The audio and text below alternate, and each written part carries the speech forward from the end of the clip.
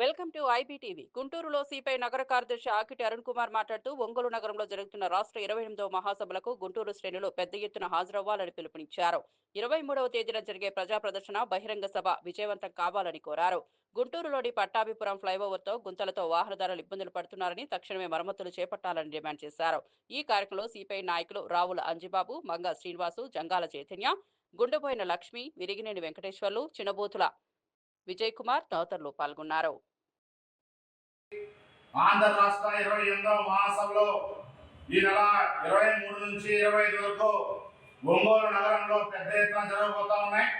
ఈ యొక్క రాష్ట్ర మహాసభలో జాతీయ కార్యదర్శి కామ్రేడ్ డి రాజా గారు, అదేవిధంగా నారాయణ గారు, అదేవిధంగా రాష్ట్ర పార్టీ కార్యదర్శి కామ్రేడ్ కె రామకృష్ణ గారు, రాష్ట్ర పార్టీ సహాయ కార్యదర్శి కామ్రేడ్ ముప్పాల నాగేశ్వర గారు, సత్యనారాయణ గారు తదితరులు పాల్గొనబోతా ఉన్నారు.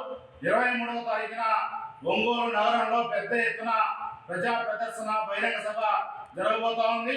ఆ యొక్క ప్రజా ప్రదర్శనలో బహిరంగ సభలో గుంటూరు నగరం నుంచి పెద్ద ఎత్తున సిపిఐ శ్రేణులు కదిలి యొక్క ర్యాలీ బహిరంగ సభను విజయవంతం చేయాలని చెప్పేసి మేము కోరుకుంటా ఉన్నాం.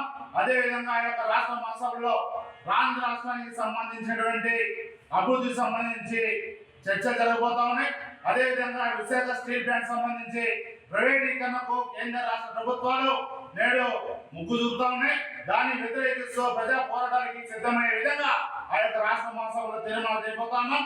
అదేవిధంగా అమరావతి రాజధానికి సంబంధించి, అదేవిధంగా యువకులు, విద్యార్థులు, మహిళలు ఎదుర్కొనే సమస్యల పైన, అదేవిధంగా కార్మికులు, ప్రధానంగా ఆటో కార్మికులు ఎదుర్కొనే సమస్యల పైన అన్ని రకాలైనటువంటి తీర్మానాలు చేసి రాబోయే రోజుల్లో ఆయా సమస్యల పరిష్కారం కోసం ఈ యొక్క ఆంధ్ర రాష్ట్ర మహాసభలో ఒక దిశుద్ధి కాబోతుందని చెప్పేసి తెలియజేస్తా ఉన్నాం.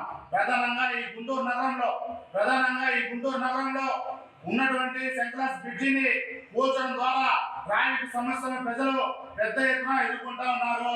ఆ యొక్క సమస్యల్ని పరిష్కరించని చెప్పేసి సిపిఐగా కోరుకుంటా ఉన్నాం.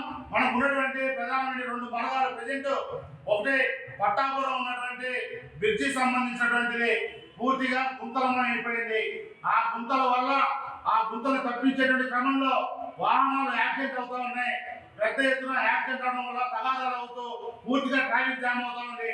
దాన్ని అధికారులు, ట్రాఫిక్ సిబ్బంది, అదే నగరపాలక సంస్థ నుండి అధికారులందరూ కూడా ఆ యొక్క సమస్యను పరిష్కరించాలని చెప్పేసి పట్టాపురం ఫ్లైఓవర్ ఏదైతే ఉందో దాని మరమ్మతులు తక్షణమే చేసి ప్రజల ట్రాఫిక్ ఇక్కట్లు చేయాలని చెప్పేసి సిపిఐ నగర సమితిగా కోరుకుంటా ఉన్నాం.